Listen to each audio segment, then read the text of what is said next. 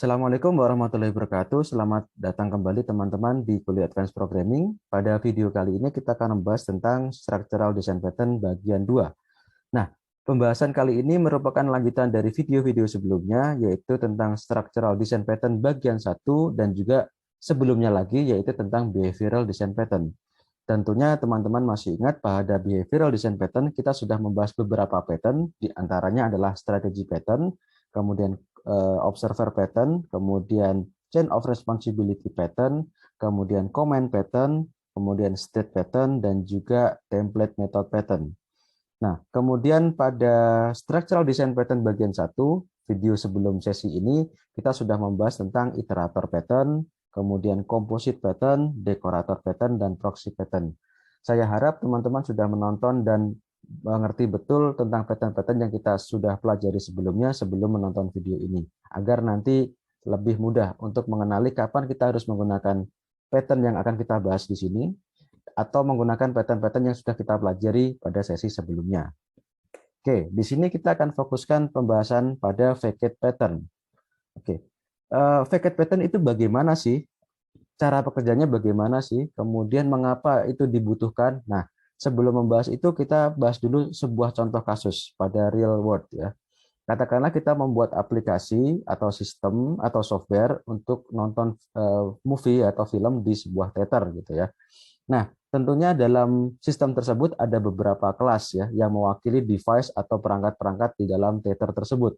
Di antaranya adalah DVD player atau CD player ya, DVD atau CD player. Ini tergantung medianya. Kemudian amplifier yang digunakan untuk mengamplify agar sound-nya menggema dan seterusnya. Kemudian ada tuner yang digunakan untuk mengatur balance dan frekuensi dari sound. Kemudian ada screen yang kita gunakan untuk melihat videonya itu sendiri. Kemudian ada proyektor ya yang istilahnya menyorot movie tersebut ke layar. Oke. Kemudian ada theater light yaitu lampu teater. Kemudian ada popcorn popper. Katakanlah ini ada sebuah mesin untuk mengeluarkan popcorn. Jadi kalau kita ingin nonton movie atau film itu tinggal pencet terus keluar popcornnya. Nah, teman-teman di sini bisa lihat ya, masing-masing device ini memiliki atribut dan juga metode yang unik, yang berbeda-beda. Yang satu dengan yang lain itu belum tentu sama. Ya, di antaranya di sini kalau amplifier dia punya metode on off, set CD, set DVD dan seterusnya. DVD player dan CD player punya metode on off, eject, pause, play dan seterusnya. Proyektor punya metode on off, TV mode, widescreen mode dan seterusnya. Kemudian tether light punya metode on off, kemudian dim, kemudian to string. Oke, screen ya atau layar punya metode up down ya. Layarnya kalau ke bawah berarti terbuka ya, kalau ke atas berarti digulung atau ditutup.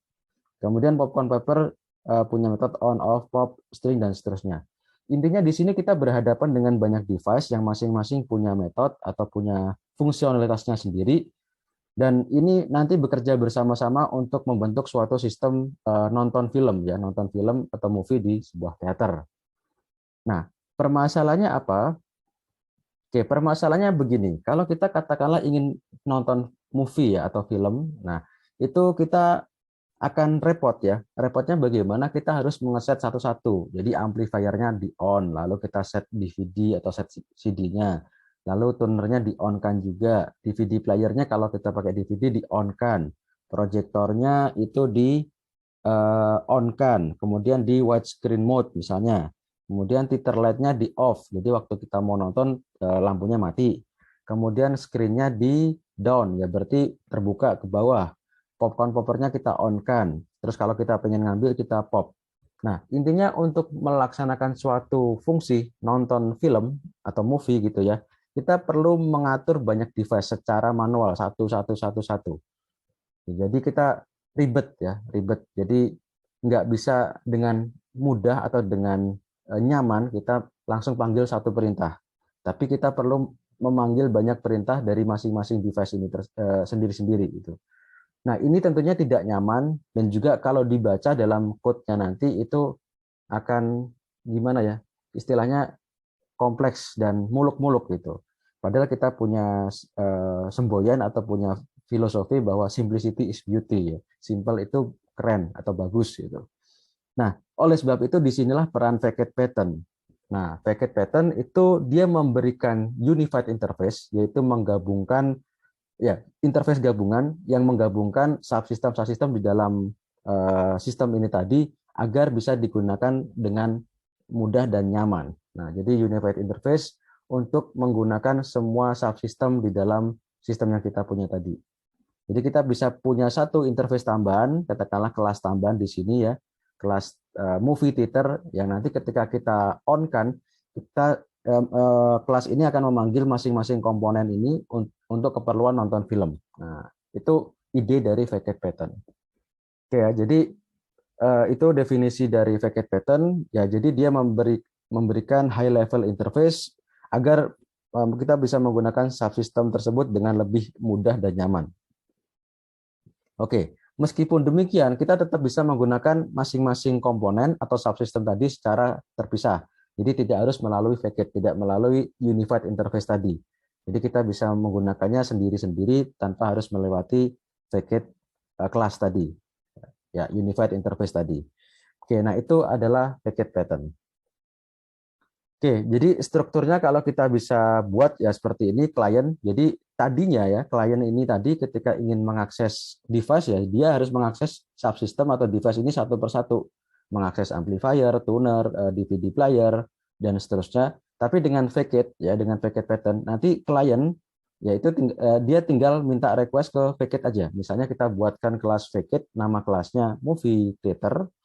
Nah, terus kalau kita pengen nonton film ya kita tinggal watch movie ya nanti Facade yang akan memanggilkan ke subclass atau subkomponen ini nanti satu persatu. Jadi kita serahkan kepada Facade untuk mengatur detail dari pemanggilan subkomponen atau subsystem. Kita lihat contohnya dulu ya. Kita lihat contohnya dulu. Teman-teman bisa membuka code ya, bisa membuka code yang sudah di-share. Oke, yang di-share di Scale. Silahkan teman-teman bisa lihat ke bagian Facade ya. Oke. Kemudian di sini teman-teman bisa lihat ya ini kasusnya adalah komputer ya, komputer simulator. Nah, oke. Oke, sebentar. Ya, komputer simulator. Nah, mungkin karena kita sudah terbiasa menggunakan komputer yang mudah ya, yang dibuat atau didesain dengan mudah, kita tidak ngeh atau tidak concern ke detail masing-masing komponen. Tapi kalau kita lihat ya, kalau kita lihat secara detail, komputer kita itu terdiri dari banyak komponen ya. Ada CPU, ada color fan, oke ya. Bentar, ya. Jadi ada CPU, kemudian ya ini ada CPU, mana kelas CPU tadi ya. Ya, ini banyak kelas tapi jadikan satu file. Oke, sebentar. Nah ini ya, ada CPU, kemudian ada color fan, kemudian ada hard disk, ada LCD, ada wireless keyboard, ada wireless mouse, dan seterusnya. Ya, intinya sebuah komputer ini adalah gabungan dari komponen-komponen atau subsistem-subsistem di dalamnya, yaitu CPU, ada color fan, hard disk, sebenarnya ada RAM juga, cuman di sini kita nggak masukkan aja. Ya, kalau mau ditambahkan nanti boleh teman-teman bisa tambahkan komponen RAM gitu ya. Kemudian ada mouse-nya, ada wireless keyboard-nya, ada LCD monitor, ada color fan, dan seterusnya. Pokoknya katakanlah sebuah komputer terdiri dari banyak komponen atau subsistem di dalamnya.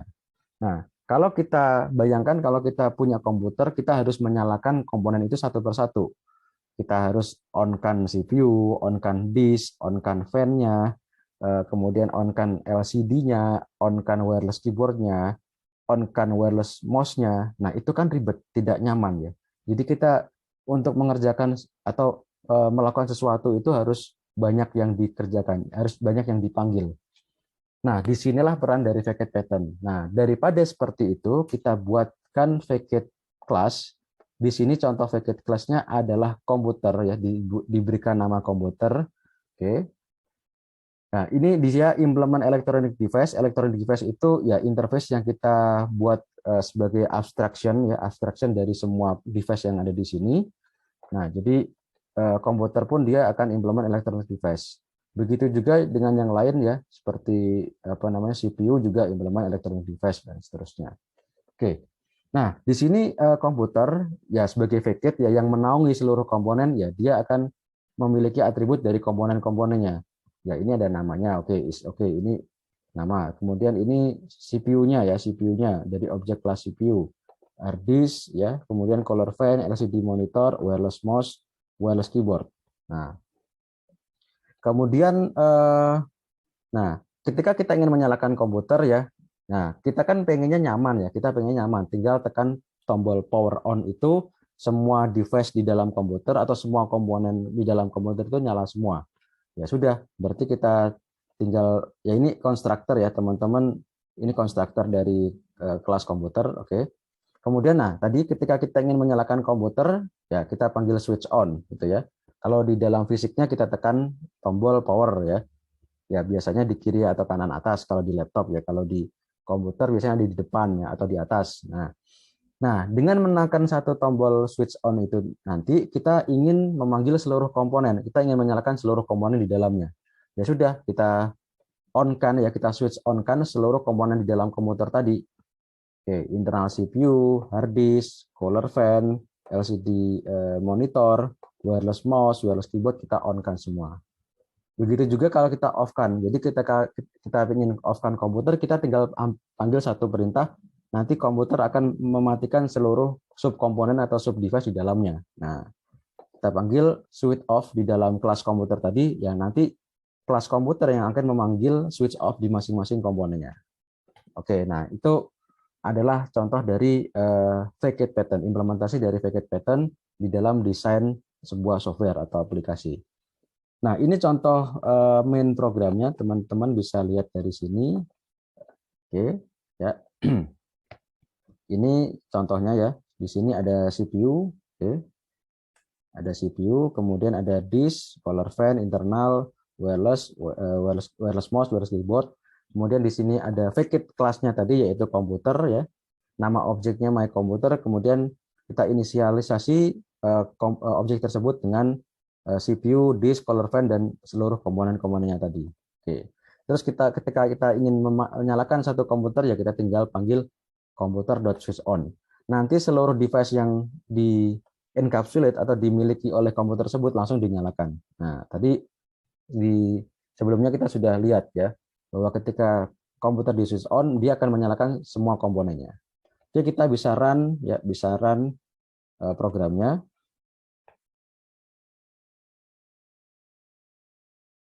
Oke, teman-teman bisa lihat di sini ya.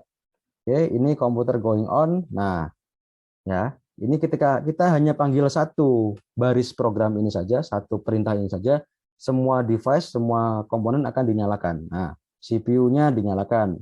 Now going on boot. Nah, kemudian disk-nya nyala juga. Ready to perform I/O.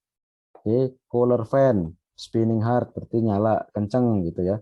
LCD monitor. Oke, kemudian wireless mouse-nya juga nyala, keyboard-nya juga nyala ya. Oke. Ya, itu contoh real bagaimana kita mengimplementasi facade pattern. Kita lanjutkan di video setelah ini membahas tentang adapter pattern. Jadi silakan teman-teman bisa mencoba ya contoh yang tadi saya sampaikan dan juga bisa memodifikasi contoh tersebut sesuai dengan kasus yang teman-teman hadapi. Terima kasih. Assalamualaikum warahmatullahi wabarakatuh.